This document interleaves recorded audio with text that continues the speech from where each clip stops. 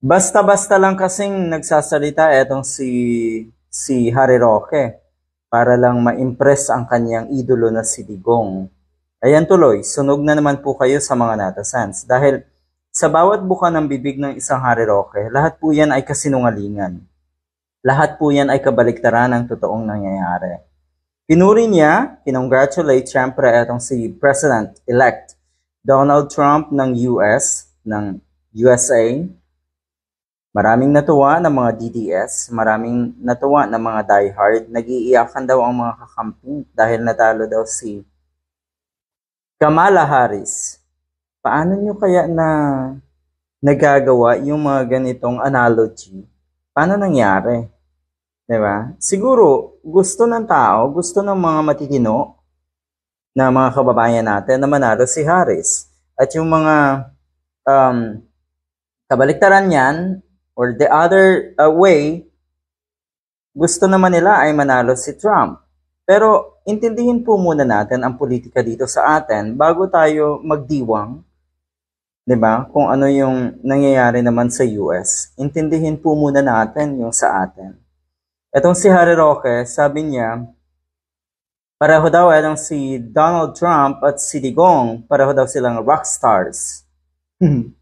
Rockstars? Talaga? Okay. Ang sabi niya, etong si Digong daw ay beloved or well-loved pa ng mga kababayan natin, ng maraming Filipinos.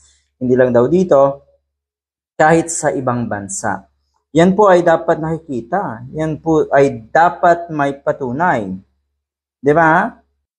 Dahil po kamakailan, abay napakaraming inilulunsad ang grupo ni Digong na maisog rally laban sa nakapwesto, laban sa administrasyon ni Marcos Jr. Pero mukha namang walang nangyayari. Sa mga nakikita nating rallies, lahat yan ay nilalangaw, walang dumadalo, walang uma-attend halos. Kaya napapahiya ang mga grupo na nasa paligid ni Digong na nag-uorganisa ng mga rallies na yan. So ano yung sinasabi natong si Harry Roque na beloved? Well-loved pa daw. Siguro well-loved siya syempre ng mga taong baluktot na talaga ang kaisipan. Yung mga blind fanatic na mahirap na talagang baguhin.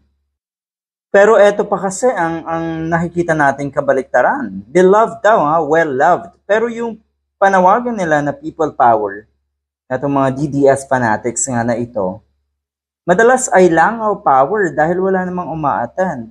Wala namang pumupunta sa EDSA tuwing Friday daw.